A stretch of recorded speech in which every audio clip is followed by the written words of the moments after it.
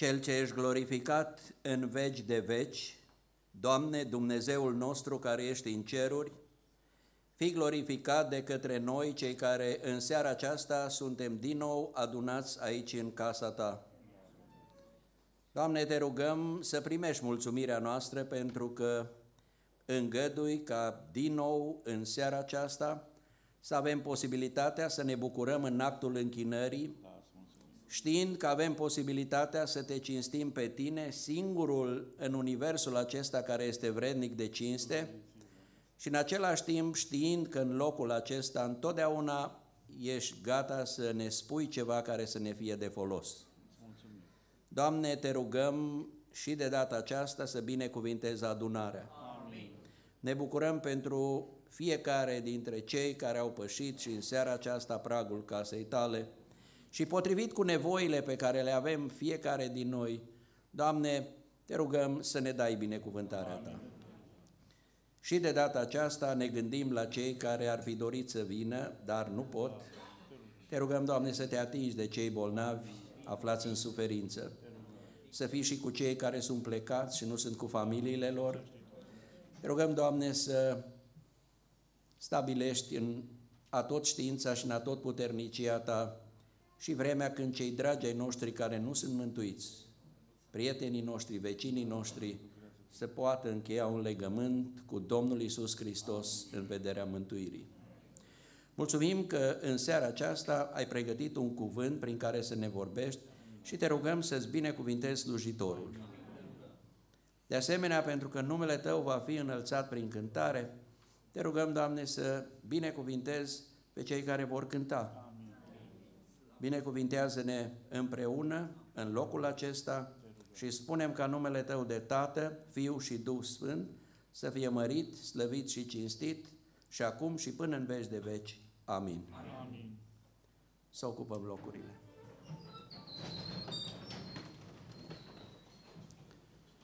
Vom mai cânta în minutele care urmează împreună o cântare spre slava lui Dumnezeu.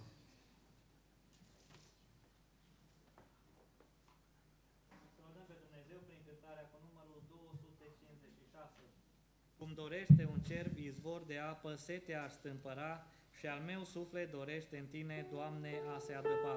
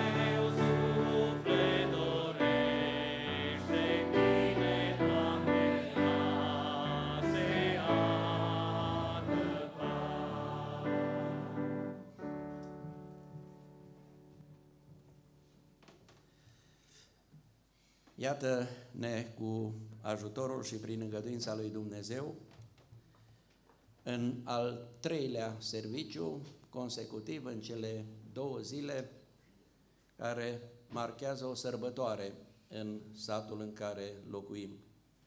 Ne-a ajutat Dumnezeu să fim împreună la închinare ieri dimineața și seara. Și iată, în timpul acesta de seară, al zilei de luni, avem posibilitatea să ne vedem din nou, să fim împreună în casa Domnului. Sunt bucuros să vă salut pe toți cei care sunteți aici. Dumnezeu să vă binecuvinteze și Dumnezeu să vă răsplătească așa cum știe El mai bine. Amin. Pentru această seară de luni l-am invitat să predice cuvântul lui Dumnezeu pe fratele păstor Gelu Dumitrașcu. Am colaborat cu fratele Gelu mulți ani și continui să colaborez. Pe toată perioada cât am slujit în comunitatea de Caraș, fratele Gelu Dumitrașcu a fost secretarul comunității și nu mi-amintesc, eu, sunt mai bătrân, să ne fi certat vreodată sau să fi avut vreun conflict.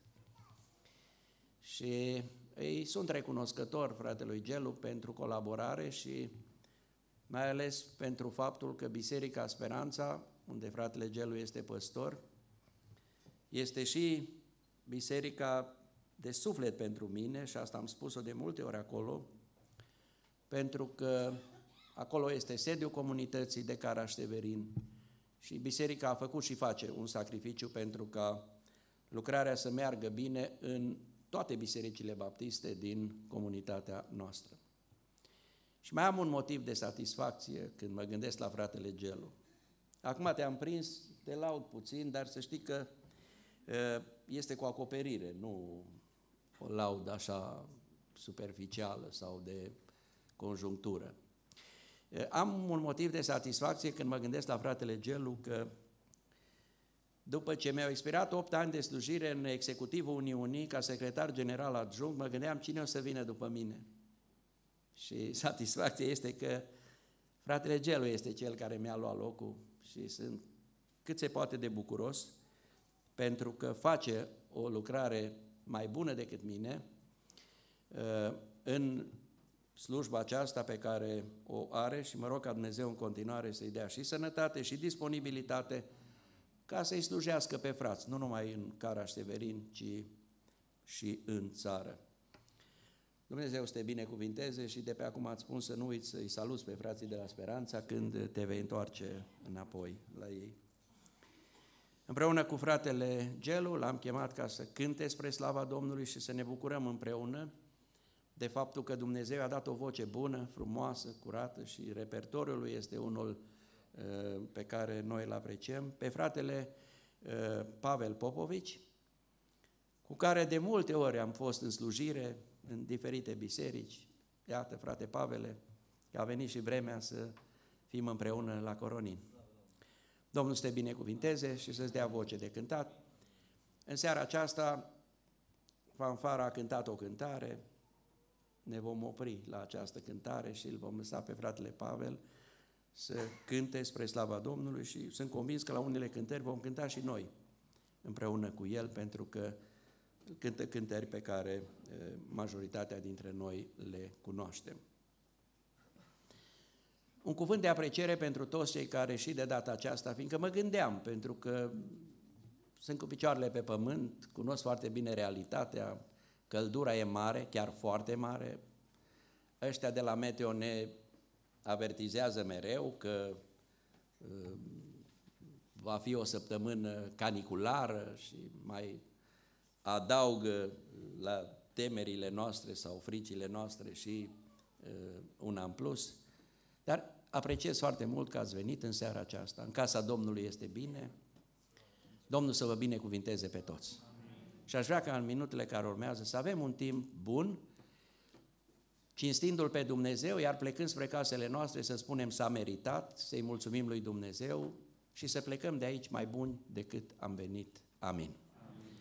Fratele Pavel va cânta 2 cântări spre slava lui Dumnezeu.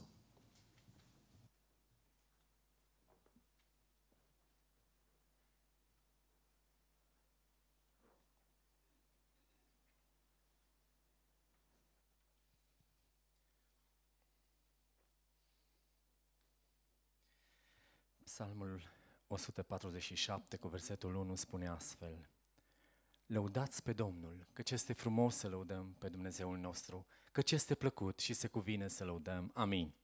Cu acest gând am venit, frați și surori, dragi prieteni, împreună cu fratele păstor Gelu, să fim o binecuvântare și să lăudăm împreună pe acela care merită toată slava și cinstea din partea noastră. Amin. Mulțumesc pentru invitație fratelui păstor. Biserica am venit cu drag, am venit din timp și în biserică este minunat față de afară. Dumnezeu să fie slăvit pentru toate condițiile care le avem și, așa cum spunea fratele păstor, unele cântări sunt cunoscute. Aș vrea să cântăm împreună, să ne închinăm Domnului și El să primească închinarea pe care vrem să o aducem din toată inima. Amin. Să spunem și astăzi, tot ce sunt prin harul Său.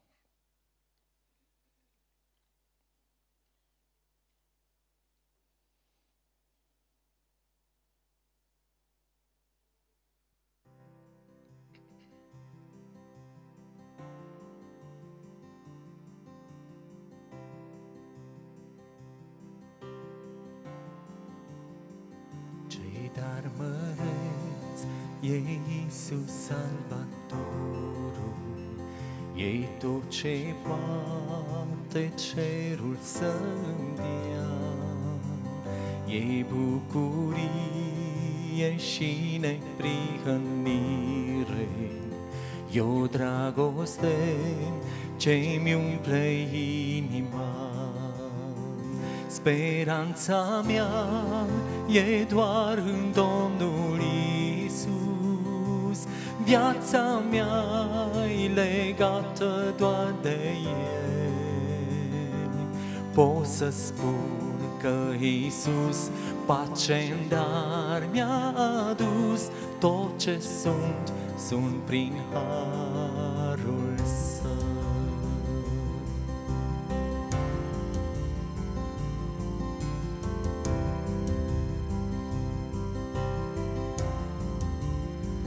Chiar dacă noaptea-n jurul meu se lasă, Iisus va fi mereu de partea mea. În slăbiciuni puterea Lui se arată, prin El trăiesc, e bucuria mea. El e păstorul bun ce mă păzește, chiar de-ar fi să trec prin văi adânci. Nu mă tem, știu că El nu mă va părăsi, tot ce sunt prin harul Său.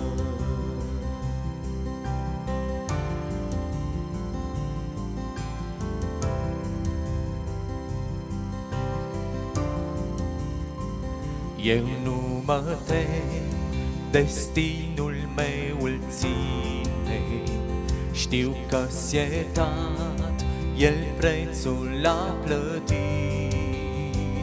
El a murit pe cruce pentru mine și-a înviat din morți a treia zi. El a murit ca eu să am viață, azi trăiesc, prin har sunt mântuit. Pot acum să declar, liber sunt în Hristos, tot ce sunt prin harul Său.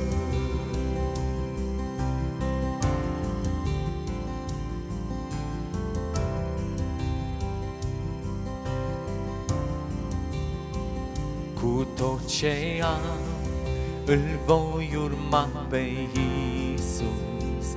El mi-a promis că mă va duce în cer și zi de zi mă va întări, știu bine, până voi ajunge în fața tronului. Credința mea în Domnul va rămâne, toată gloria gloria e doar a Lui. Când se va termina alergarea, voi striga, sunt al Tău, ți-aparțin pe veci. Credința mea în Domnul va rămâne, toată gloria e doar a Lui. Când se va termina alergarea, voi striga, sunt al Tău, ți-aparțin pe veci. Când se va termina alergarea, voi striga, sunt al Tău, ți-aparțin pe veci. Sunt al Tău, ți-aparțin pe veci. Sunt al Tău, ți-aparțin pe veci.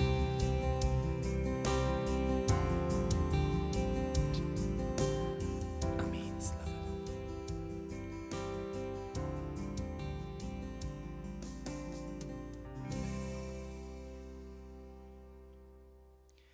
În Cartea Psalmilor, Psalmul 105 cu versetul 4, cuvântul Domnului spune astfel: alergați la Domnul și la sprijinul Lui, căutați necurmat fața Lui. Amin. Și în aceste vremuri de pe urmă, frați și surori, dragi prieteni, să alergăm la Domnul și la sprijinul Lui și să ne întoarcem la El cu pocăință și credință. Amin. Sprijin mi-e Hristos.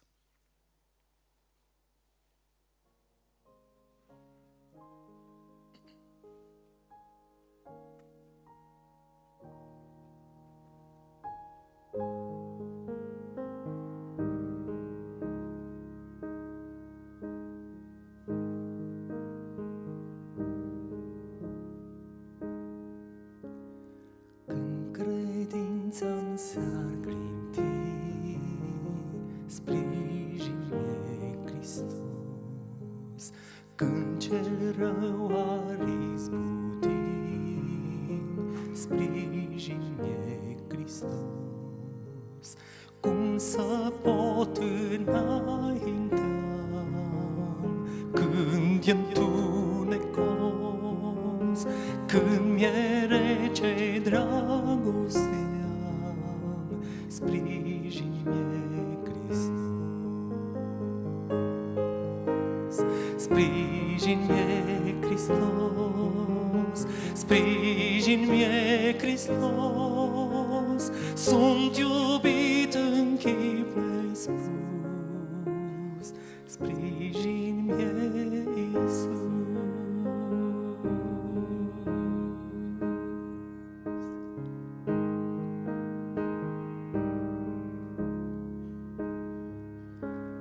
Domnul se desfată-n sfinți, sprijin-mi Hristos.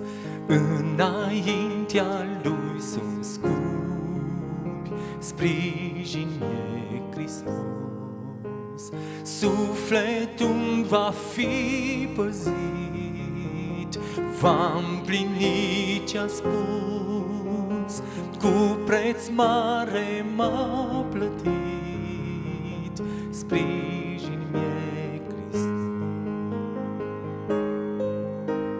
Sprijin-mi Hristos, sprijin-mi Hristos, sunt iubit în chip nespus, sprijin-mi Iisus.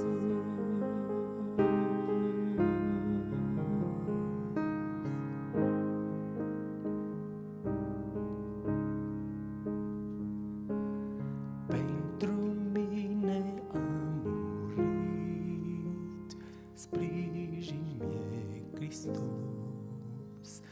El dreptatea a împlinit, sprijin-mi Hristos. El e învierea mea, sprijin-mi Hristos. Ce-am crezut voi și vedeam, la venirea sa.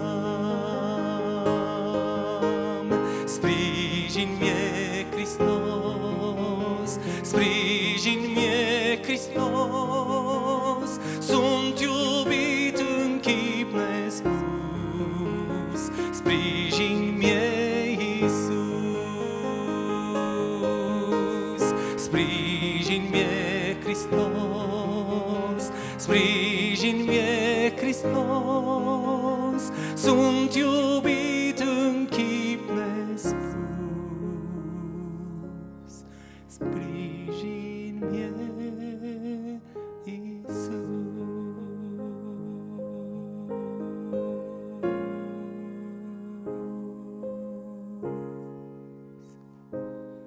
Amin, slavă Domnului.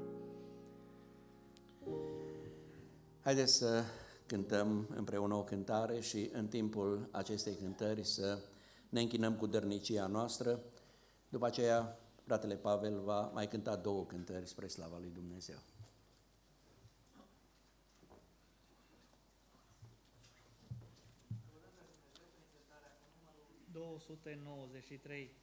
Ce bucurie am în Iisus, o viață nouă El mi-a adus, pentru vecie m-a mântuit și moștenire mi-a dăruit.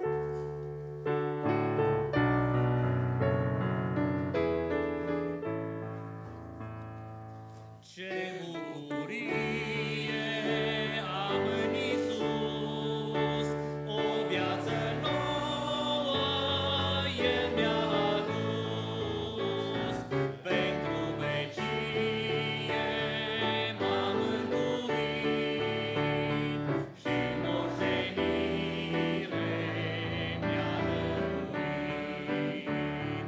În veci cânta voi că-s fericit, Iisus pe cruce m-a mântuit.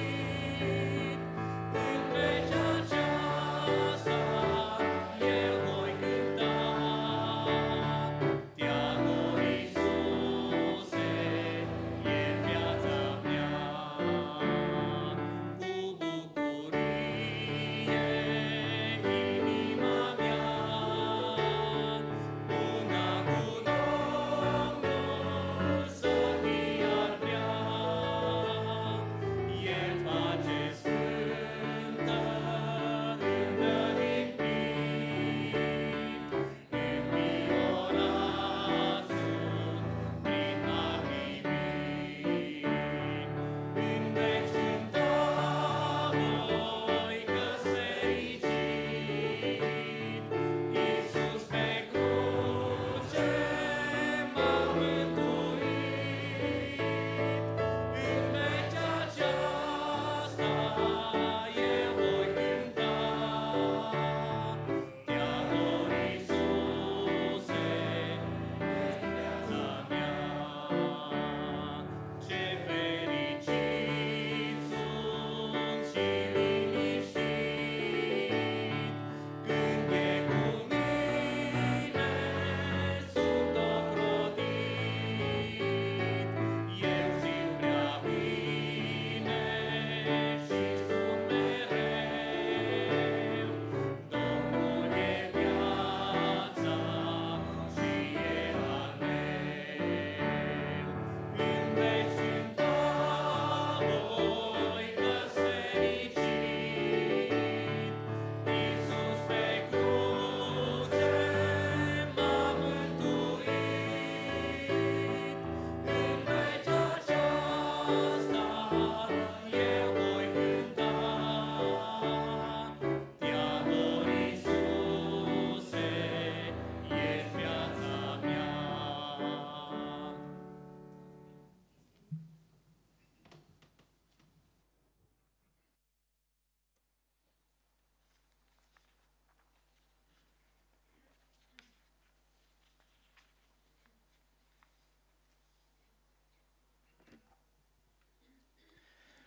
În cartea Ieremia, capitolul 17, cu versetul 7, cuvântul Domnului spune astfel: Binecuvântat să fie omul care se încrede în Domnul și a cărui nădejde este Domnul. Amin. Nu ești învins cât timp credința, nu ți-ai pierdut și nu ți-ai stins, Credința iarăși te ridică. Poți fi căzut, dar nu învins. Să spunem și noi din toată inima: Doamne, mărește-ne credința tot mai mult în Tine. Amin.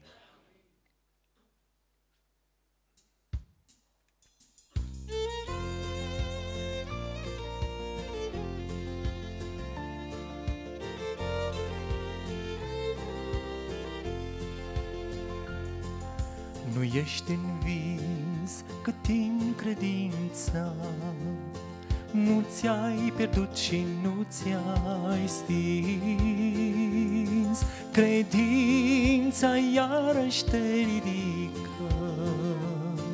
Poți fi căzut, dar nu învins. Credința iarăși te ridică. Poți fi căzut, dar nu învins. Nu ești înfrânt cât ai nădejde și țelul ei rămâne sfânt. Nădejdea iarăși te întărește. Poți fi trântit, dar nu înfrânt. Nădejdea iarăși te întărește. Poți fi trântit, dar nu înfrânt.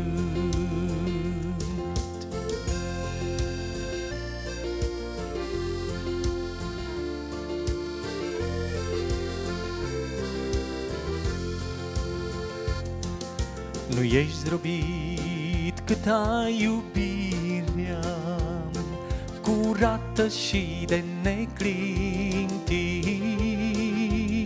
Iubirea iarăși te înalță. Poți fi călcat, dar nu zdrobit. Iubirea iarăși te înalță. Poți fi călcat, dar nu zdrobit. Nu ești departe până dormi și rugăciunile nu-s reci. Prin ele ești mereu aproape, dar fără ele dus pe veci. Prin ele ești mereu aproape, dar fără ele dus pe veci.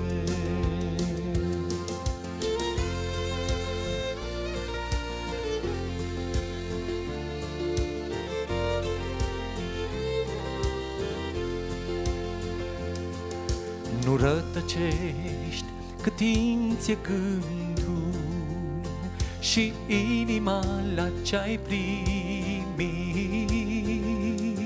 Când inima ți-e în altă parte, chiar stând cu-ai tăi ești rătăcit. Când inima ți-e în altă parte, chiar stând cu-ai tăi ești rătăcit. Biruitori, eroi și vrednici sunt numai cei ce neclintiți. Duc legământul până la jertfă și luptă până la sfârșit. Duc legământul până la jertfă și luptă până la sfârșit. Amin, amin. Ne stingem, Doamne, unul câte unul și zilele puține au mai rămas. Suntem doar trecători prin lumea aceasta. Tu ești prieten bun și în ultim ceas. Chiar dacă ne agățăm de lumea aceasta, suntem ca iarba ce se uscă în vânt. Ne iartă că am uitat că nu aici e căminul nostru ce-i în cerul sfânt. Doamne, ajută-ne să ajungem cu toți în cerul Tău sfânt. Amin.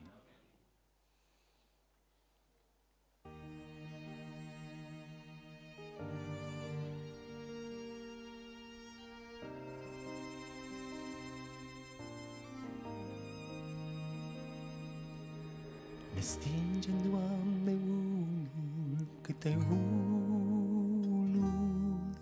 și zilele puține au mai rămas. Suntem doar trecători prin lumea aceasta. Tu ești prieten bun și în ultim ceas. Chiar dacă ne agățăm de lumea aceasta, suntem ca iarba ce se uscă în lânt. Ne iartă că am uitat că nu aici, că milul nostru cei în cerul sunt. Nici pâinea nu ne ajunge și nici locul pe care ni l-ai dat să ne odihnim. Adesea adunăm cu pumnii noștri și ne purtăm cu tine ca un străin. Tu stai la ușa inimii, Iisuse, și bați și aștepți în casă să te primim. Ne-așa rușine, Doamne, că adesea nu ai găsit în noi nimic sublim.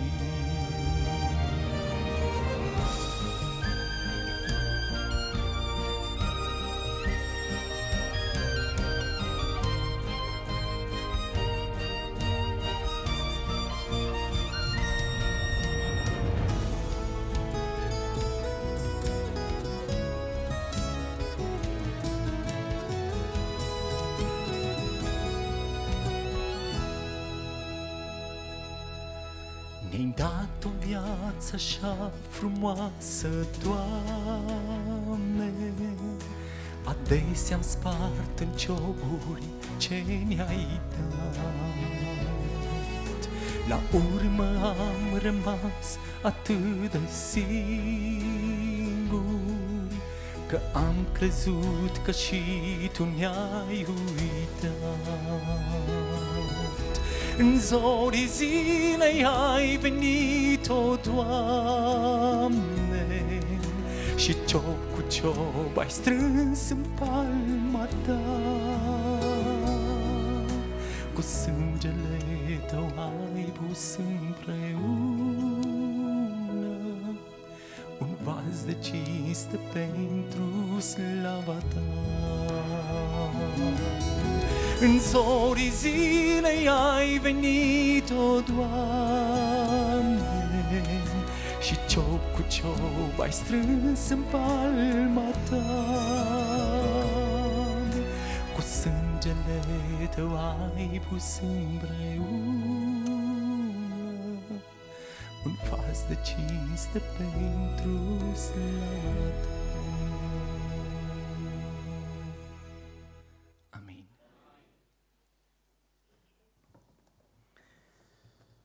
Așa cum am anunțat înainte de aceste servicii pe care le-am avut în perioada aceasta de sărbătoare, având în vedere întâlnirea din seara aceasta de luni, nu vom mai veni în cursul săptămânii și suspendăm serviciul programat vineri seara, având în vedere și contextul acesta despre care am vorbit legat de săptămâna aceasta care se anunță a fi extrem de caniculară. Rugămintea este să îi anunțăm și pe cei care în seara aceasta n-au putut veni.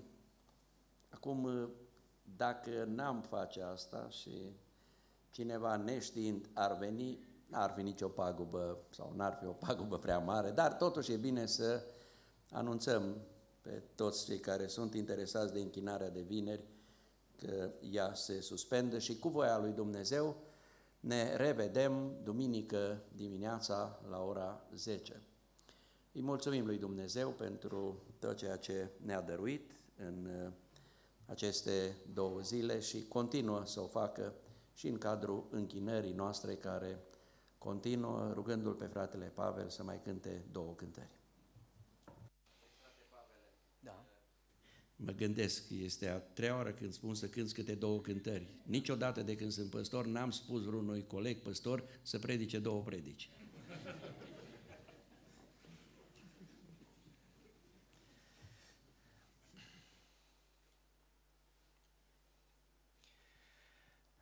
Următoarea cântare ne vorbește de venirea Domnului. Am pus o întrebare într-o biserică. Dacă ar veni Domnul în această clipă, ești pregătit? Suntem pregătiți? Și fiecare să-și răspundă în dreptul lui. La sfârșitul programului a venit o soră la mine și mi-a spus așa: frate, de unde ai știut că nu sunt pregătită?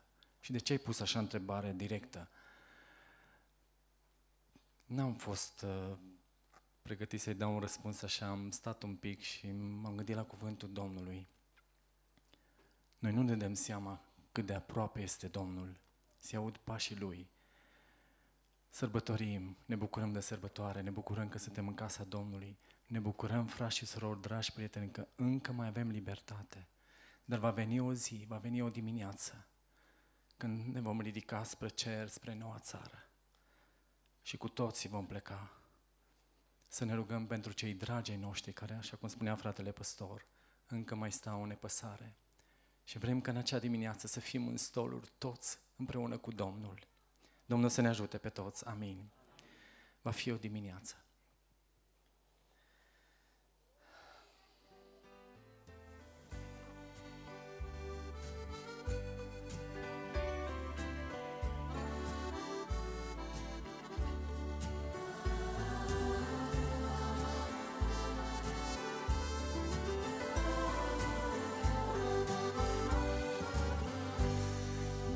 Puțin din noapte, că zorii se ivesc, sunt tot mai multe șoapte ce numele rostesc. Se apropie venirea a mirelui Iisus. Se arată ai zilei zori, când mirele pe nori ne va purta spre zori.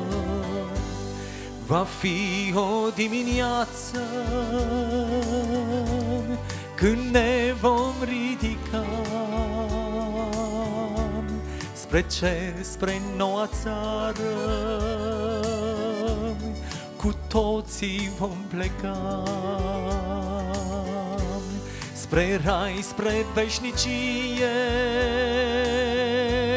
spre locul mult dorit,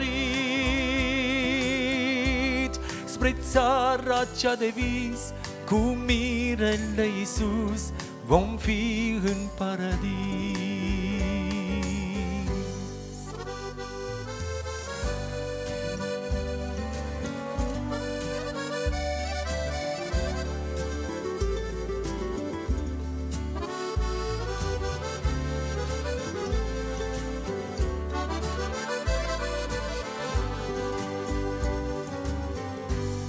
Mai e puțin străjere din noaptea aceasta grea, mai rabdă, stai de veche, să poți și tu pleca. În zorii dimineții mireasa-și va lua. Rămâi dar pregătit la cer să fii răpit de mirele iubit. Va fi o dimineață când ne vom ridica spre cer, spre noua țară, cu toții vom pleca spre rai, spre veșnicie, spre locul mult dorit, țara cea de vis, cu mirele Iisus vom fi în paradis.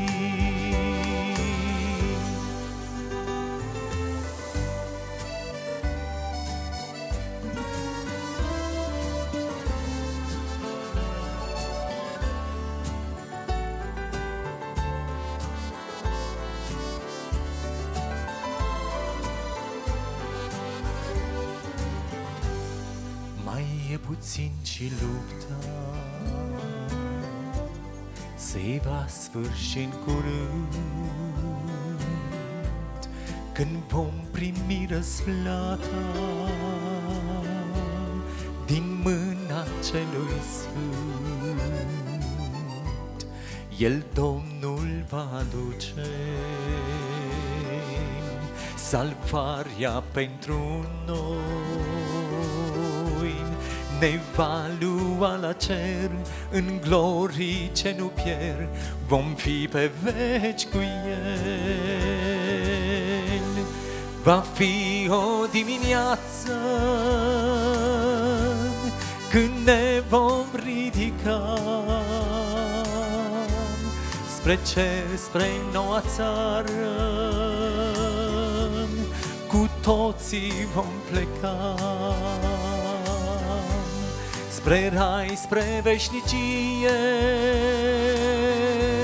spre locul mult dorit,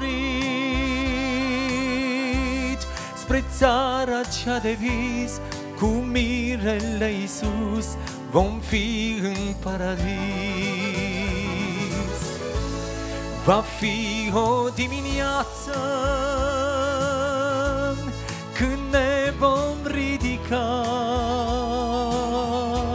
spre cer, spre noua țară, cu toții vom pleca spre rai, spre veșnicie, spre locul mult dorit, spre țara cea de vis, cu mirele Iisus vom fi în paradis. Spre țara cea de vis, cu mirele Iisus vom fi în paradis.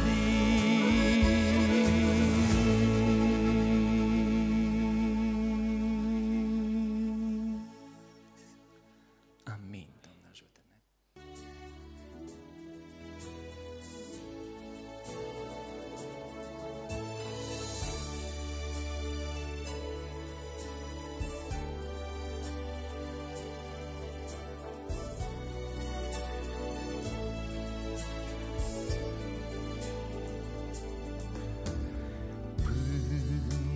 Ajungem în casa din cer, mai sunt furtuni, mai sunt dureri, dar ne-a promis în cuvânt Dumnezeu că e cu noi mereu.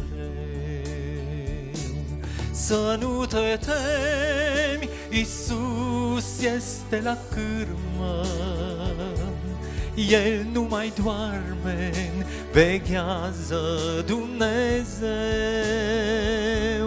El ceartă vântul și valul din furtună, taci fără gură, vorbește Dumnezeu.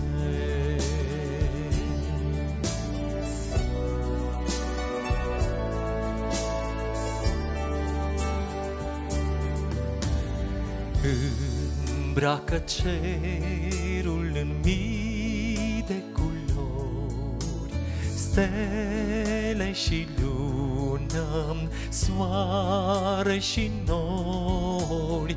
Firul de păr știe când nu-l mai ai, gândul și teama ce-o ai. Să nu te temi, Iisus este la cârmă, El nu mai doarme, veghează Dumnezeu. El ceartă vântul și valul din furtună, taci fără gură, vorbește Dumnezeu.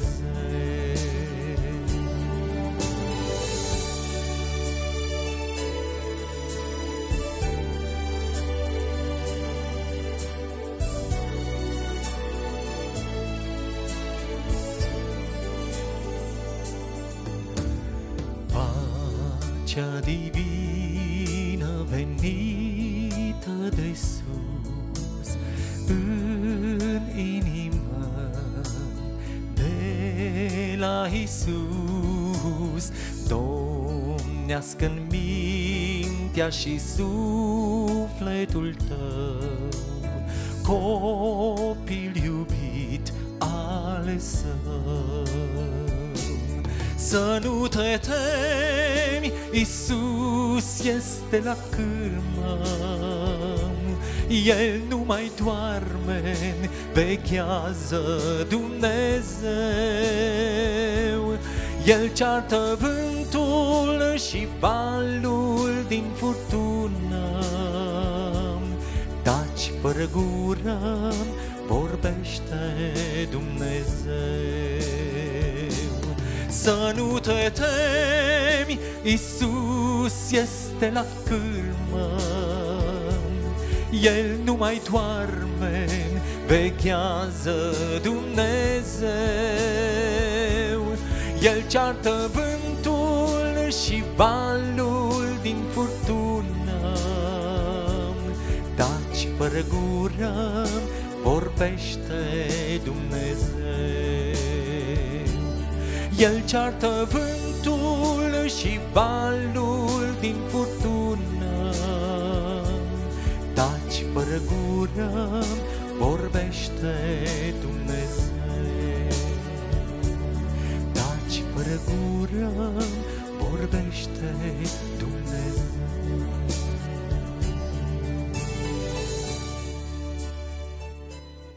Amin.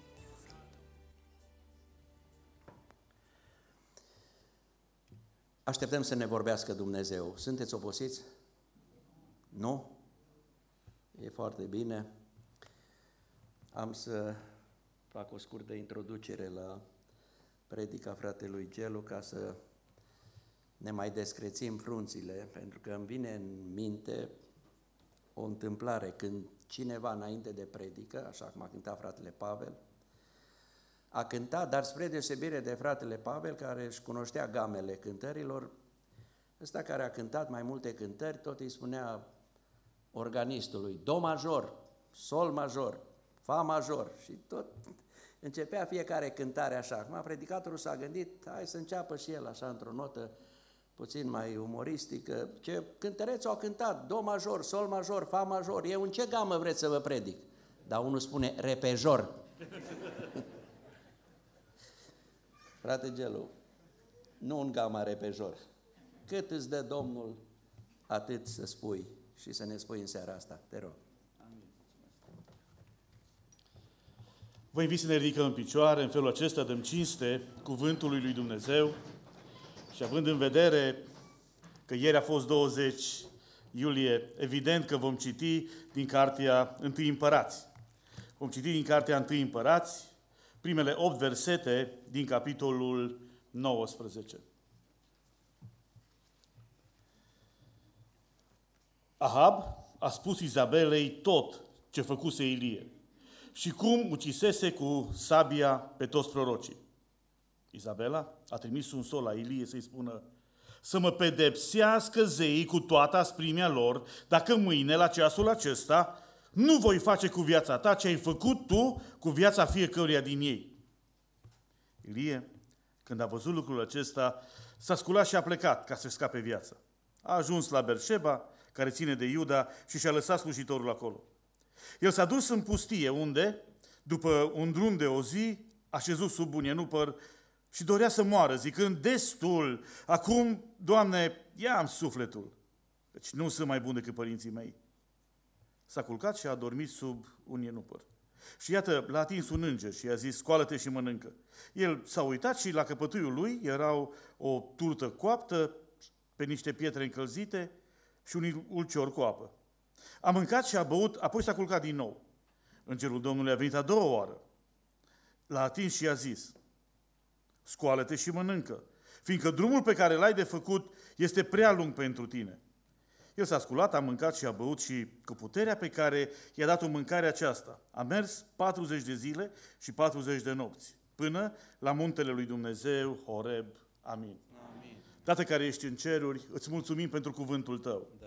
Îți mulțumim că în el găsim răspuns la întrebările noastre, la frământările noastre. Îți mulțumim, Doamne, că El este acela care te revelează pe Tine și că prin cuvântul Tău putem să Te cunoaștem. Da. Putem să cunoaștem voia Ta și putem să cunoaștem planul pe care l-ai cu viața fiecăruia dintre noi. Te rugăm, Doamne, ca și în continuare să ne vorbești fiecăruia dintre noi prin cuvântul Tău. Amin. Tu cel ce ne cunoști, te rugăm frumos să atingi viețile noastre prin cuvânt și Duhul Tău cel Sfânt. Amin. Și îți mulțumim că Tu ești la lucru. Amin. Amin. Vă invit să ocupați locurile.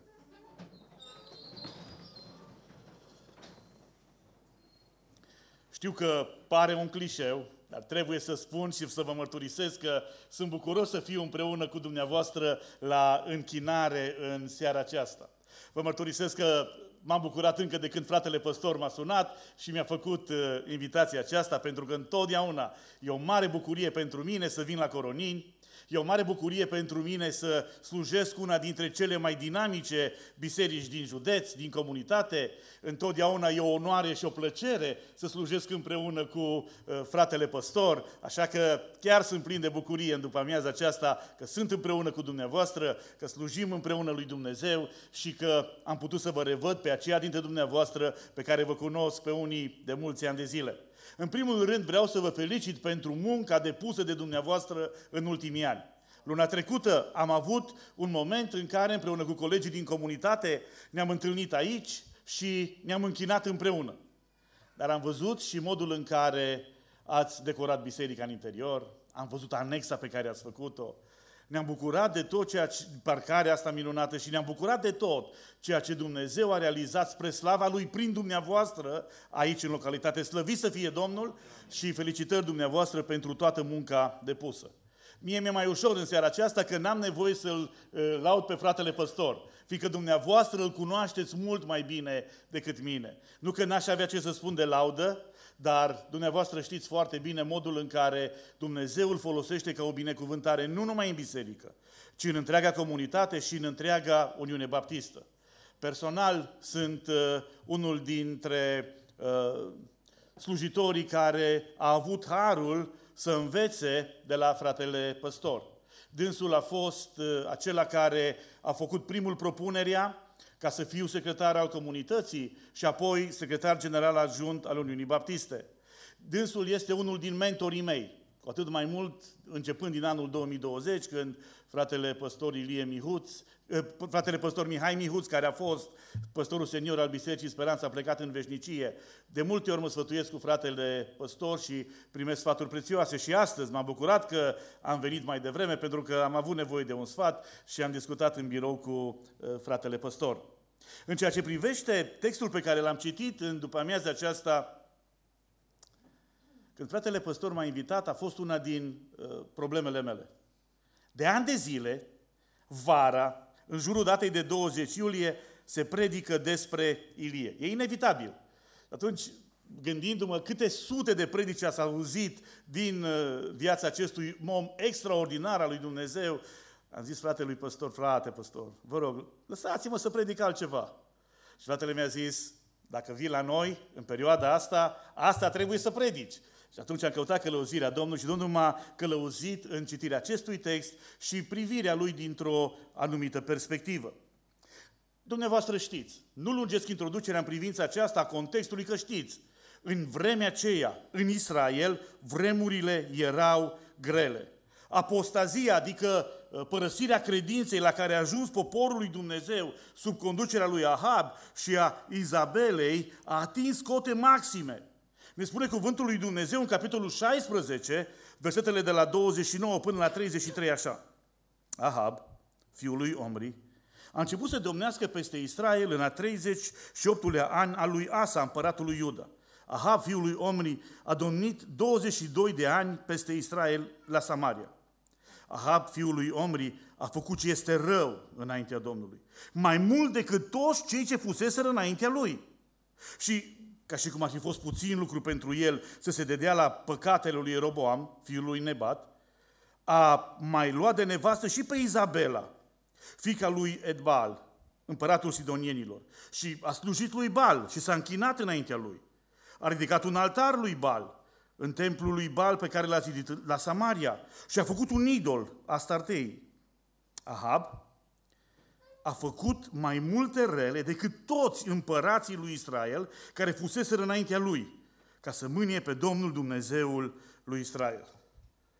A fost o perioadă incredibilă. O perioadă în care omul acesta, prin deciziile pe care le-a luat, a îndepărtat poporul lui Dumnezeu de Dumnezeul lui. L-a îndepărtat atât de mult, încât, în momentul în care Ilie se întoarce din exil, în momentul în care Ilie provoacă poporul să decidă cine este Dumnezeu cu adevărat, spune Scriptura că poporul n-a spus nimic. Poporul a tăcut din gură. Oamenii aceștia erau atât de departe de Dumnezeul lor, încât le era indiferent care este Dumnezeul pe care îl slujesc. Și consecința acestei îndepărtări de Dumnezeu a fost secetă și apoi foamete peste poporul lui Dumnezeu. Acum, în vremurile acestea, sunt vremuri în care biserica creștină din întreaga lume experimentează vremuri de apostazie, vremuri de îndepărtare de credință. Tot mai mult, în ultimele statistici, vedem cum țări care altădată erau preponderent creștine devin indiferente.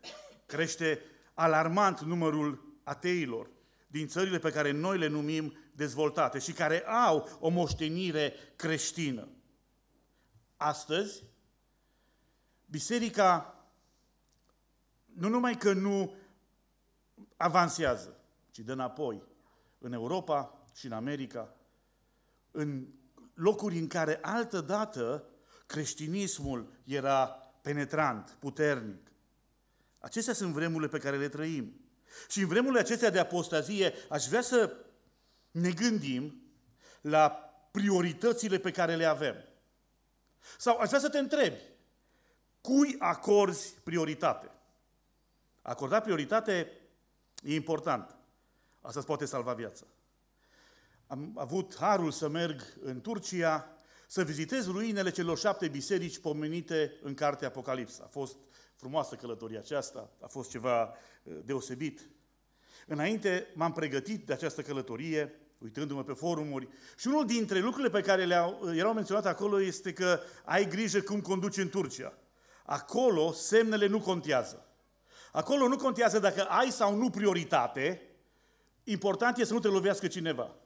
Dacă lovești tu pe cineva care s-a băgat, ca atunci când tu ai prioritate. Nu contează lucrul acesta, trebuie să fii atent.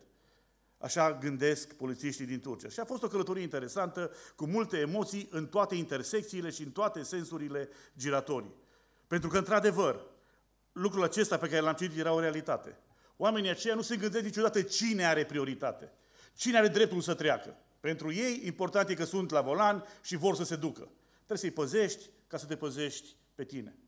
În vremurile grele pe care le trecea poporul lui Dumnezeu, ne uităm la omul acesta pe care noi îl apreciem din Scriptură, că a fost un om deosebit al lui Dumnezeu, deși Biblia spune despre el că a fost un om ca și noi, adică avea aceleași slăbiciuni. Omul acesta, un erou al lui Dumnezeu, omul acesta, în capitolul 19, ia niște decizii greșite. Are niște priorități greșite. Și la ele aș vrea să ne uităm în această după-amiază. Să privim la prioritățile pe care trebuia să le aibă Ilie și nu le-a avut. Și să învățăm de la el, evident. În primul rând, în prima parte a versetului 3, îl vedem pe Ilie concentrat pe suflet, îl concentrat pe trup, nu pe suflet. De aceea o prioritate corectă este să fii concentrat pe suflet, nu pe trup. Ilie, când a văzut lucrul acesta, s-a sculat și a plecat ca să scape viața. Foarte interesant e că Ilie, căruia Dumnezeu i-a cruțat viața, se teme pentru viața lui. Și îl vedem în contextul acesta pe Ilie concentrat pe trup. Acum, e adevărat că această concentrare pe trup e una firească, e una normală. O experimentăm și în generația noastră. Și în generația noastră oamenii se concentrează pe trup, se concentrează pe aspect, se concentrează pe ceea ce izbește ochiul. Concentrarea în zilele noastre este pe ambalaj. Și cei dincolo de ambalajul acesta contează mai puțin. Atenția unui creștin nu trebuie să fie concentrată pe exterior, ci pe interior. Pentru un creștin este mai important ce este în interiorul unei persoane decât în exteriorul ei. E important ambalajul, dar mai important este ce conține ambalajul acesta. Problema e că uneori ambalajul sau exteriorul este tot ceea ce are cineva. Asta este drama.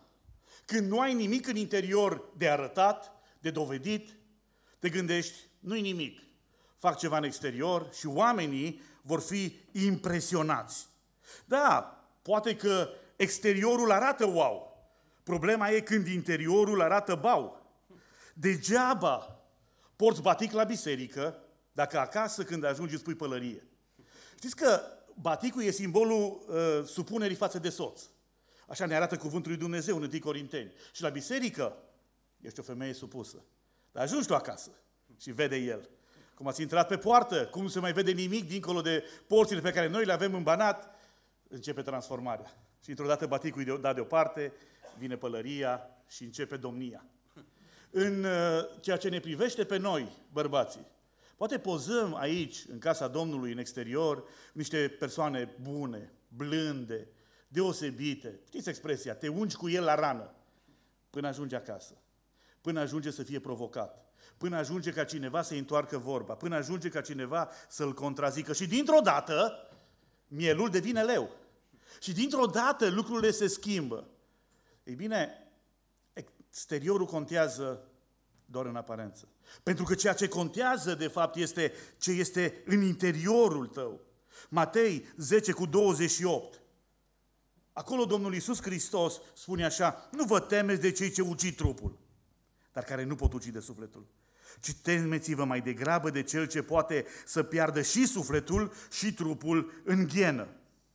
Atunci când te temi cu adevărat de cel care îți va cere sufletul înapoi într-o zi, atunci vei acorda atenția cuvenită sufletului tău și atunci nu va mai conta pentru tine atât ambalajul, nu va mai conta atât pentru tine exteriorul, nu va mai conta atât pentru tine imaginea. Nu.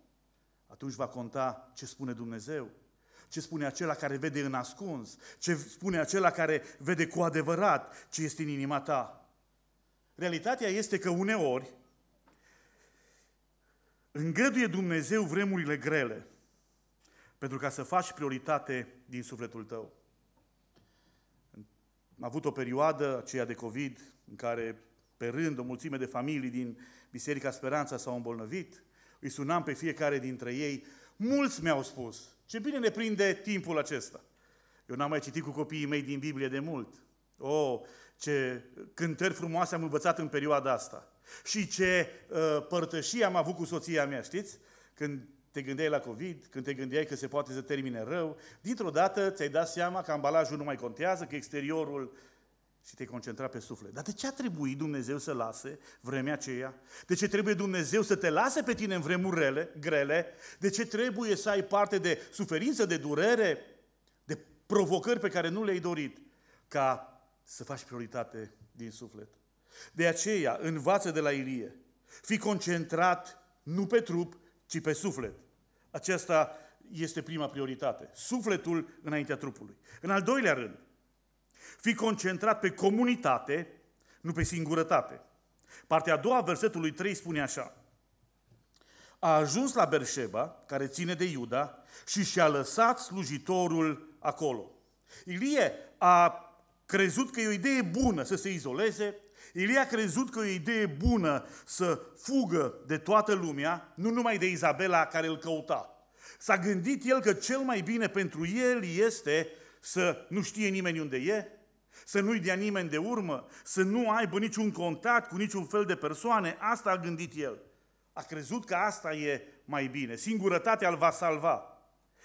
Unii sociologi vorbesc despre generația noastră ca fiind generația însingurată. Generația aceasta care se adună în metropole mari de milioane de locuitori. Generația aceasta care migrează spre centre urbane mari. Generația aceasta, în ciuda faptului că locuiește împreună cu sute de mii, cu milioane de oameni în aceeași localitate, în același oraș, în aceeași metropolă, generația aceasta este plină de oameni singuri. Să te simți singur într-un oraș mare. Uneori te simți singur într-o biserică mare. Uneori ai senzația aceasta. De ce? Că tu ești cu viața ta, cu ce se desfășoară dincolo de poarta casei tale, că tu ești tu cu lumea pe care ți-ai creat-o, cu lumea aceea virtuală și ajungi să locuiești într-un oraș mare, să faci parte dintr-o biserică mare și totuși, de fapt, să fii singur.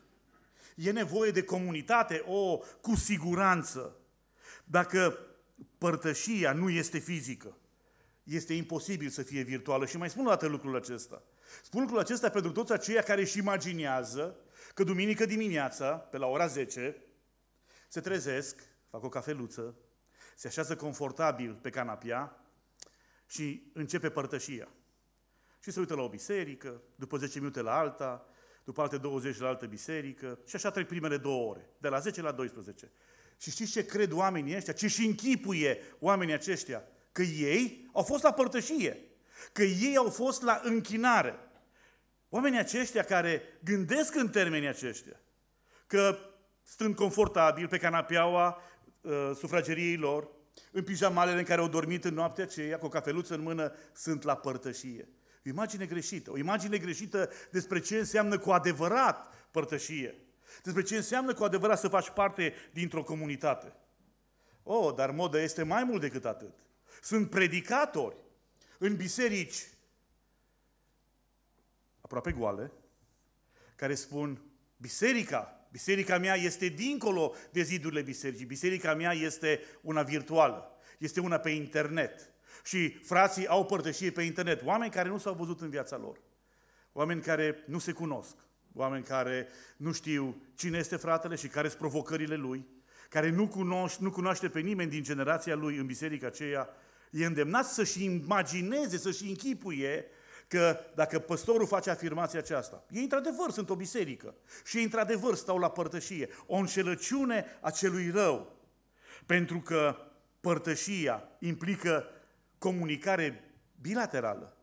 Părtășie înseamnă a experimenta viața împreună, a ști cine-i fratele tău, a ști care sunt provocările lui, a ști care sunt așteptările lui. A avea părtășie înseamnă a te ruga pentru el, a-l asculta când are o suferință, când are ceva de împărtășit. Asta înseamnă cu adevărat părtășie.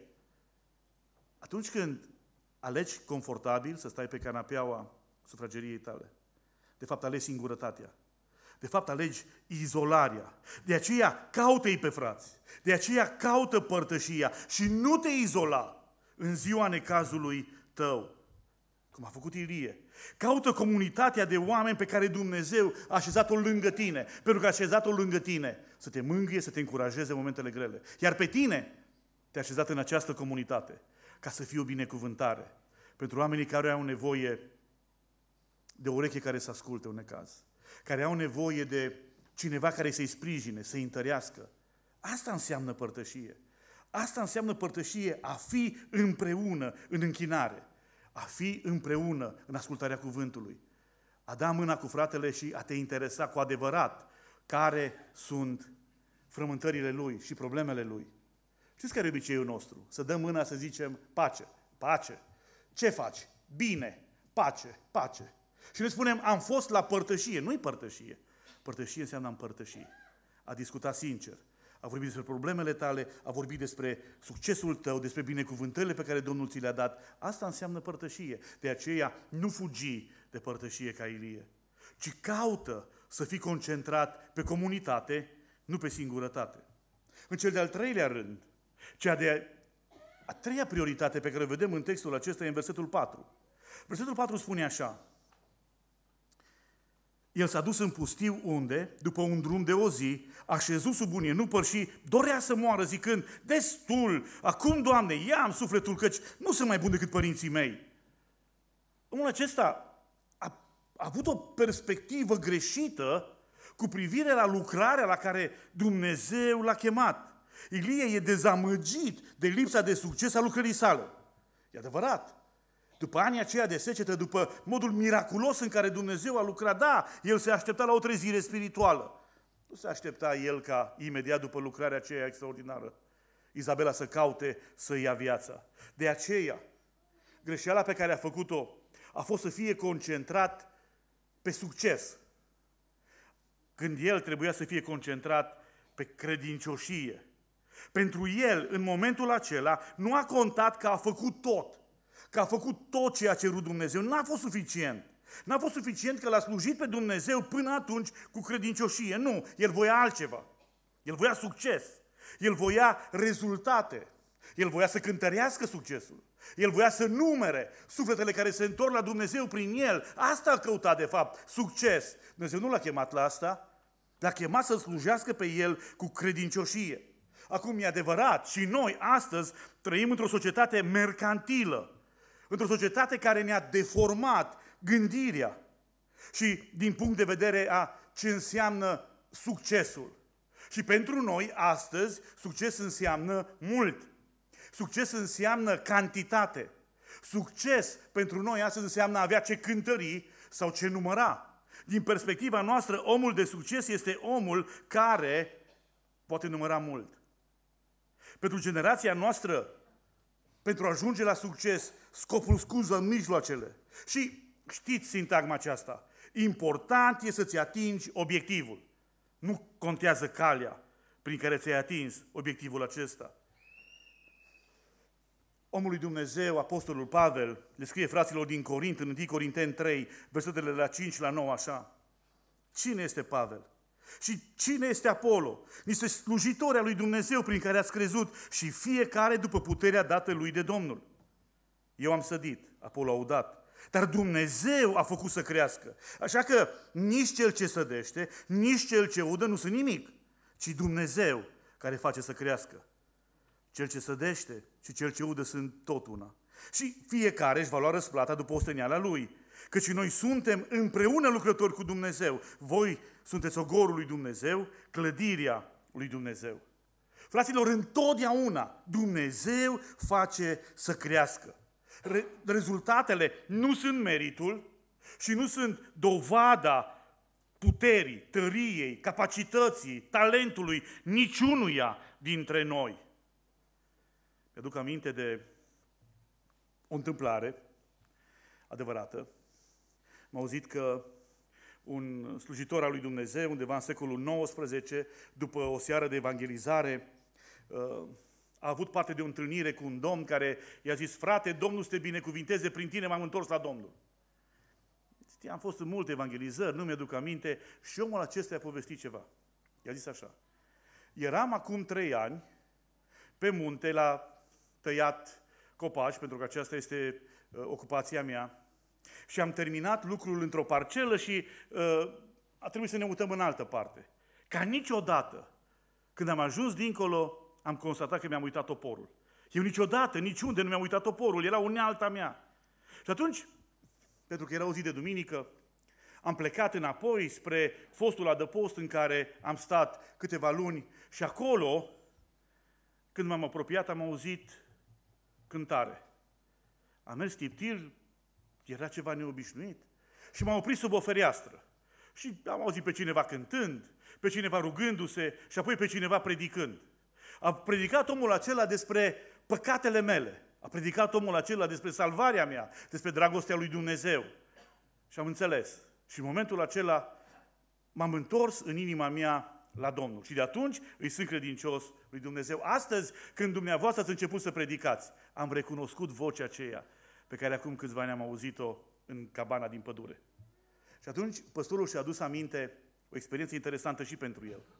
Și-a adus aminte cum Domnul îi pusese pe inimă să meargă să vestească Evanghelia unor tăietori de lemne de undeva de sus din munte. Localitatea lui era la poalele muntelui. Și a tot amânat gândul acesta, spunea cum am să-i abordez, ce vor spune. Și până la urmă, Domnul a cercetat atât de mult încât într-o duminică dimineață a spus adunării, în seara asta nu ne vedem. În seara asta nu ne vedem pentru că mă duc în munte la cabana aceea să predic Evanghelia bărbaților care locuiesc acolo.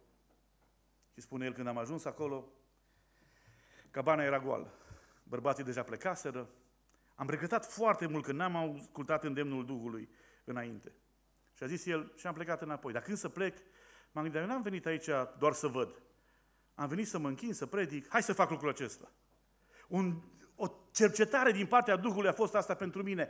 Era ceva ilogic, era ceva lipsit de sens, dar totuși îndemnul era așa de puternic, încât n-am vrut să mai am stări de conștiință mai mari. Și m-am dus în capelă, am început să am cântat vreo 2 cântări, m-am rugat și am început să predic cuvântul. Și apoi m-am dus acasă, dezamăgit. Ei bine, ce vreau să spun este că ceea ce contează în lucrarea ta nu e succesul. Nu sunt aplauzele fraților, a surorilor, nu asta contează. Nu contează atât aprecierea oamenilor din jur. Și ce contează? Ce faci? Să faci cu credincioșie. Să faci cu credincioșie ce te cheamă Dumnezeu să faci, chiar dacă aparent nu există niciun fel de succes. În pilda talanților înțelegem că important înaintea lui Dumnezeu este ce ai lucrat, nu cât ai făcut. Pentru că poate ți-a dat Dumnezeu un talent, poate ți-a dat 5. Important e cu ce ți-a dat Dumnezeu, cu darul acela, cu sănătatea aceea, cu resursele acelea, cu abilitățile pe care le ai, cu ceea ce Dumnezeu ți-a dat ție să-L slujești pe El. Asta este chemarea pe care o ai. Problema este comoditatea. Comoditatea care te împiedică să slujești pe Domnul sau dezamăgirea că Dumnezeu nu te folosește așa cum îți închipui tu că ar trebui să te folosească. Fii credincios lui Dumnezeu în lucrurile mici, dacă îți dorești succes. Fii credincios lui Dumnezeu în lucrurile mici, pentru că spune Scriptura, când ești credincios în cele mici, ți se vor încredința și cele mari. Până atunci însă, slujește-L pe Dumnezeu cu credincioșie. În vremuri grele de apostazie, trebuie să rămâi concentrat la lucrarea, la chemarea pe care o ai și să nu te lași descurajat de lipsa rezultatelor, pentru că trebuie să fii concentrat la credincioșie și nu la succes. În cel de-al 4-lea rând, versetul 10 spune așa, el a răspuns, am fost plin de râvne pentru Domnul Dumnezeul oștirilor, căci copiii lui Israel au părăsit legământul tău, au sfărâmat altarele tale și au ucis cu sabia pe prorocii tăi. Am rămas numai eu singur și caută să-mi ia viața. Ilie vorbește despre el la trecut, spune el, eu am fost și acum trăiește din amintiri. El, în momentul acesta, este prizonierul trecutului său și nu poate să-l depășească și nu poate să trăiască în prezent. Se gândește mereu, am fost. Și acum nu mai sunt ce am fost altădată.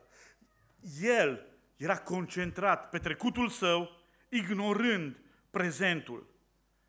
Aceasta a fost alta dintre greșelile pe care el le-a făcut. Dar n-ar trebui să-l condamni. Poate că și tu uneori faci la fel.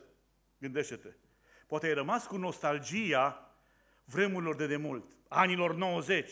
Anilor 90 în care oamenii se întorceau la Dumnezeu cu zecile.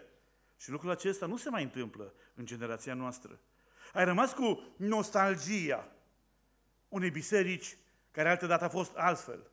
Unde mergem prin comunitate, unde mergem prin țară, în biserici mici de sat, oamenii mereu ne amintesc lucrul acesta. O, dacă ați ști ce a fost aici, dacă știi ce fanfară am avut, o, dacă ați ști cum în copilăria mea cânta corul, o, cât de mulți eram, biserica asta era plină și frații trăiesc din amintiri. Și frații trăiesc cu nostalgia unor vremuri care nu se vor mai întoarce, poate niciodată. Prezentul este altul, vremurile sunt altele, oamenii sunt alții și vreau să te asigur, nostalgia nu ajută niciodată. Ci ce trebuie să faci în generația asta, nu să copiezi generația de acum 30-40 de ani, nu, ci trebuie să-L slujești pe Dumnezeu cu puterea și cu resursele pe care le ai acum, în generația aceasta. Să-L slujești pe Dumnezeu în aceste vremuri grele, așa cum generația anterioară l-a slujit pe Dumnezeu în vremuri extraordinare, de trezire spirituală, nu de apostazie spirituală. De aceea, fii concentrat la prezent și luptă-te să faci tot ce poți pentru generația aceasta. În anii aceștia, cu resursele pe care le ai, cu abilitățile tale, caută să slujești pe Dumnezeu în prezent, așa cum în vremurile bune, în vremurile trezire spirituală, l-au slujit pe Dumnezeu părinții noștri. Și apoi, fii concentrat la realitate, nu la aparențe. De ce spun lucrul acesta? Versetul 10 spune așa: am fost plin de râvne pentru Domnul Dumnezeul oștirilor, căci copiii lui Israel au părăsit legământul tău, au sfărâmat altarele tale și au ucis cu sabia pe prorocii tăi. Am rămas numai eu singur și caută să-mi ia viața. Ilie are propria părere cu privire la situația spirituală existentă. Aparent, doar aparent, are dreptate. Doar că știi, aparențele sunt înșelătoare. El uitase că nu este Dumnezeu, că nu El e Cel care trebuie să judece, că nu El este acela care dă sentințe. Nu! Pentru că vreau să-ți amintesc în după amiaza aceasta, doar Dumnezeu știe toate lucrurile. Pe El aparențele, pe Ilie, l-au dus la concluzii greșite. Iar concluziile lui greșite l-au dus la descurajare, l-au dus la lipsă de speranță. Concluziile lui erau greșite. Noi știm din perspectiva aceasta că au mai existat între 7.000 de bărbați, ca și el, credincioși lui Dumnezeu. Oameni care nu s-au închinat lui Baal și Astartei, dar el se uită în jurul lui și spune: Doamne, sunt singur. Eu știu lucrul acesta, nimeni nu-i cu mine. Nimeni nu mă susține. Nimeni în generația aceasta nu mai este credincios. Era doar o aparență. Era o părere a lui personală, într-un context în care lucrurile stăteau cu adevărat altfel. Știi? Și tu poți fi influențat de aparențe. Când se întâmplă asta, ești dus la concluzii greșite. Iar apoi, concluziile acestea greșite te duc la atitudini nepotrivite. Pentru că în generația aceasta sunt două extreme. Sunt oameni care gândesc în felul acesta și aceasta e o extremă. Toate lucrurile sunt rele. Pocăința nu mai e ce a fost acum 40 de ani. Nu se mai cânte cum se cânta acum 30 de ani. Ce predici ascultam eu în urmă cu 11 ani. Ce grozav era. Acum totul e rău. Nimic nu-i bine. Nu se mai cântă bine, nu-i frumos. Uite cum vin frații la biserică, uite cum vin surorile. Așa se spune poezie. Și oamenii aceștia sunt oameni care nu văd nimic bun în generația aceasta. Pentru ei totul este rău. Pentru ei nimic nu merge bine. Dar există cealaltă extremă.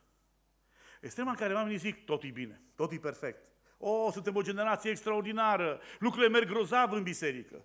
Toate lucrurile sunt la superlativ. Nimeni nu e ca noi. Suntem grozavi, suntem extraordinari. Sunt două extreme. Și extremele nu sunt bune niciodată. Realitatea, ca întotdeauna, e undeva la mijloc. Da, sunt lucruri foarte bune în biserică. Doar că sunt unele care nu sunt grozave. Da, sunt și lucruri care nu sunt cum trebuie în Biserica lui Hristos, dar în același timp sunt atâtea lucruri minunate, sunt atâția oameni extraordinari, sunt atâția slujitori dedicați, sunt atâția oameni care s-au întors cu toată inima la Domnul și lucrul acesta se vede în viața lor. De aceea, aparent, toate lucrurile merg rău. Aceasta nu e o realitate. Și doar aparent, toate merg bine. Nu se poate lucrul acesta cât încă suntem pe pământ. De aceea, atenție la aparențe. Pentru că aparențele sunt înșelătoare. În cel de-al 6-lea rând, și am o veste bună, ăsta e ultimul, în cel de-al 6-lea rând, e vorba de o altă prioritate și anume să fii concentrat la slujire, nu la abandon. Versetele 15 și 16 spun așa: Domnul i-a zis, du-te, întoarce-te pe pe drumul tău prin pustiu până la Damasc.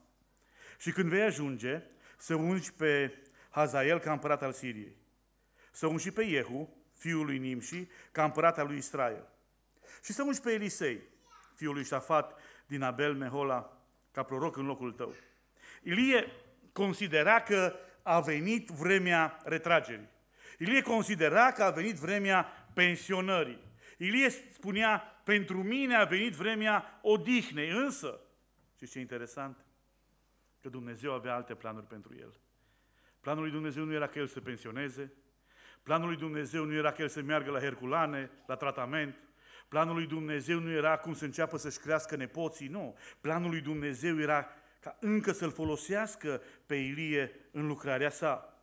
Acum, poate și tu gândești așa, cum gândea atunci Ilie.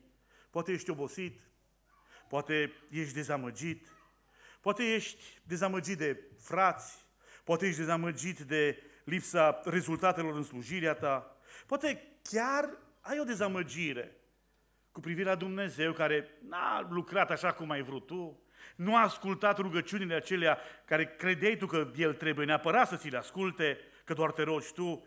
S-ar putea să fii în situația aceasta, obosit și dezamăgit. Și atunci ești gata să abandonezi, gata să te retragi. Consideri că a venit momentul odihnei, dar mai bine gândește-te ce treabă, ce lucrare, ce provocare mai are Dumnezeu pentru tine. Gândește-te ce mai poți face în continuare pentru Dumnezeu. Și privește la situația ta.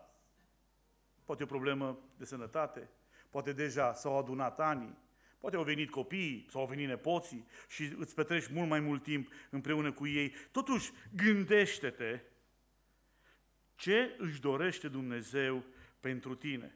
Și privește la situația în care ești ca la o oportunitate, da? Dumnezeu vrea și Dumnezeu poate să te folosească ca o binecuvântare în ciuda limitărilor tale, exact ca pe Ilie. De aceea, nu te gândi la abandon, ci la ce mai poți face acum cu puterea aceasta pe care o ai, cu dibăcia pe care o ai, cu abilitățile tale, cu talentele și cu resursele pe care ți le-a dat Dumnezeu ție. Aș vrea ca, în concluzie, să-ți aduc aminte că vremurile pe care le trăim sunt vremuri grele, sunt vremurile din urmă și Scriptura ne spune că sunt grele. Sunt vremuri de apostazie, de îndepărtare de Dumnezeu, în care trebuie să ai grijă la priorități. Fii concentrat la suflet, nu la trup. Fii concentrat la comunitate, nu la singurătate. Fii concentrat la credincioșie, nu la succes.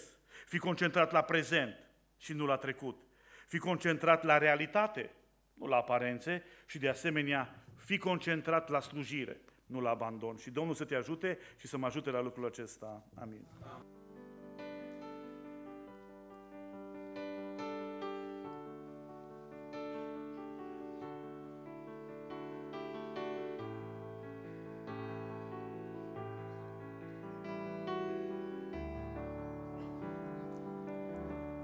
Câtă vreme a trecut, câtă vreme a rămas între noapte și zi, între drum și păpas. Ne mințim zi de zi că am fost, că vom fi și uităm mult prea des să mai fim. Însă vrem cât mai mult, ca și cum n-am mai ști ce săraci lumea vom părăsi. Spune de ce tot alegi, spune ce vrei să culegi, pierzi rătăcind ani întregi în neștire. Mâine la capăt de drum tu vei afla că oricum fără Iisus toate sunt amăgire. Spune de ce tot alegi, spune ce vrei să culegi, pierzi rătăcind ani întregi în neștire. Mâine la capăt de drum tu vei afla că oricum fără Iisus toate sunt amăgire.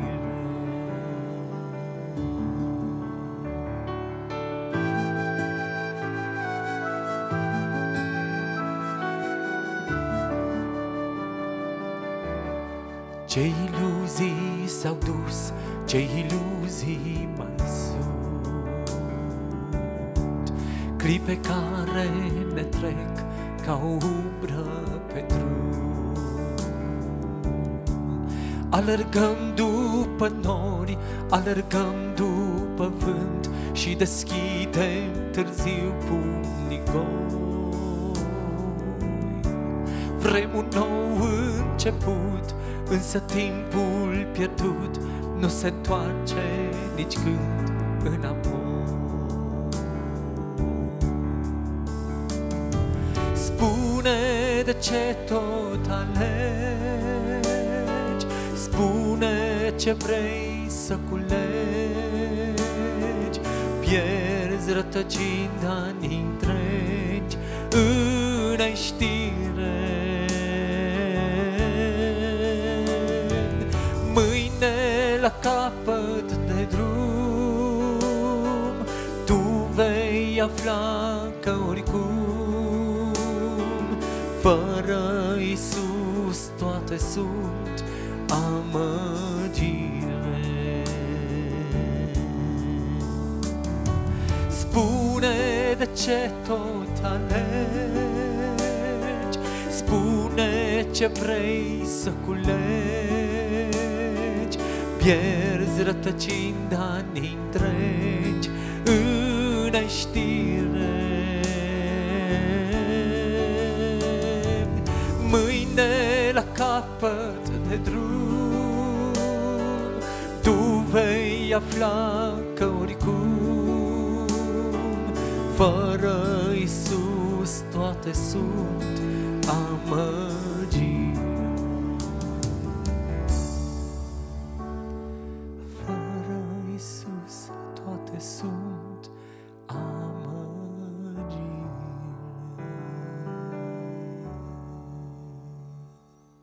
Și harul Domnului nostru Iisus Hristos, dragostea lui Dumnezeu Tatăl și părtășia Sfântului Duh să fie și să rămână cu noi cu toți și acum și până la sfârșit.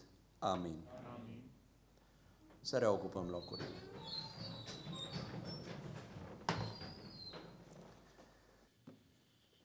Ceea ce a fost rânduit de Dumnezeu să se întâmple anul acesta, în 20 și 21 iulie 2025, s-a întâmplat. Am ajuns la final, Domnul să fie slăvit. Amin. Încă o dată îmi exprim mulțumirea către Dumnezeu pentru prezența fiecăruia dintre dumneavoastră în seara aceasta aici. Am înțeles că este obositor, că erau și alte alternative, cu siguranță, dar sunt încurajat la gândul că ați făcut o prioritate din casa Domnului și de data aceasta și ați venit aici și sunt convins că plecând, fiecare din noi putem spune că s-a meritat. Slăvit să fie Domnul!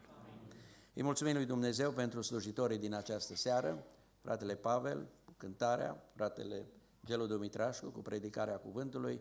Ne rugăm ca în continuare Dumnezeu să vă binecuvinteze, să vă dea putere în slujirea pe care o faceți spre slava lui Dumnezeu. Amin. Dumnezeu să vă însoțească pe fiecare și i-aș propune fratelui Pavel, pentru că în final nu l-a mai pus cu două cântări, numai cu una. Acum așa, nu ne grăbim să plecăm, frate Pavel, putem să plecăm pe acordurile unei cântări, în gama pe care tu o cunoști. E un colaj, fratele Dani. Sfârșitul veacului, dragoste divină sfântă și ce minune va fi. Să mă ajut cu versurile, că nu am aici în față.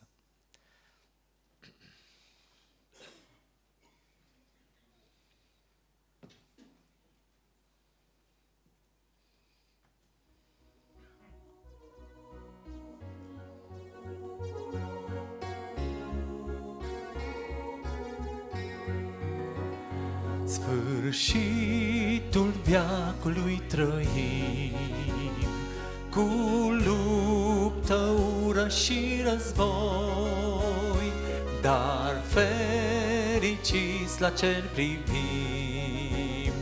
Nu e mult și vine Domnul iar la noi. El vine iar, El vine iar, ce fericire negrăită se va sfârși al nopții chin amar, căci Domnul vine iar. Ce zi măreață, ce splendor, când trâmbița va răsuna și Domnul va veni pe noi. Fără murmur, plin de slavă-i vom cânta. El vine iar, El vine iar, ce fericire negrăită se va sfârși al nopții chin amar, căci Domnul vine iar.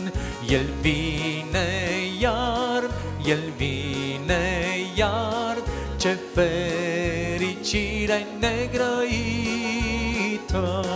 se va sfârși al nopții chin amar, căci Domnul vine iar. El în cer ne va deschide poarta de mărgăritar și spălați în al său sânge vom păși, salvați prin har. Dragoste divină sfântă, ce adânc te dăruiești și din inima lui Iisus peste vremi aceeași ești. El în cer ne va deschide poarta de mărgăritar și spălați în al său sânge vom păși, salvați prin har. Dragoste divină sfântă, mi-a iertat orice păcat. Vom cânta de fericire toată viața neîncetat. El în cer ne va deschide poarta de mărgăritar și spălați în al său sânge vom păși, salvați prin har. El în cer ne va deschide poarta de mărgăritar și spălați în al său sânge vom păși, salvați prin har.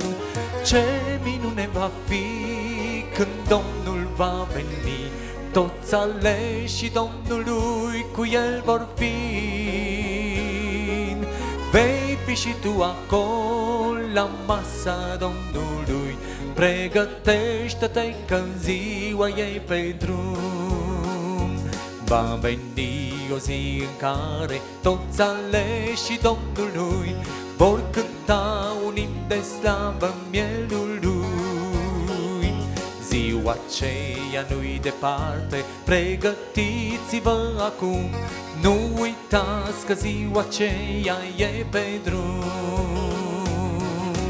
Ce minune va fi când Domnul va veni, toți aleșii Domnului cu El vom fi. Vei fi și tu acolo la masa Domnului, pregătește-te că ziua e pe drum. După toată alergarea fericit vei fi și tu, vei primi cununa slavei lui Iisus. Deci grăbește-te acum până când mai este har, nu lăsa să treacă timpul în zadar. Ce minune va fi când Domnul va veni, toți aleșii Domnului cu El vor fi. Vei fi și tu acolo la masa Domnului, pregătește-te că ziua e pe drum.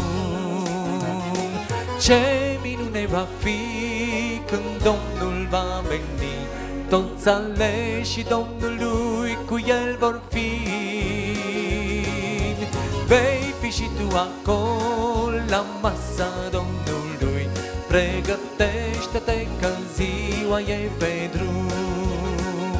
Pregătește-te că ziua e pe drum.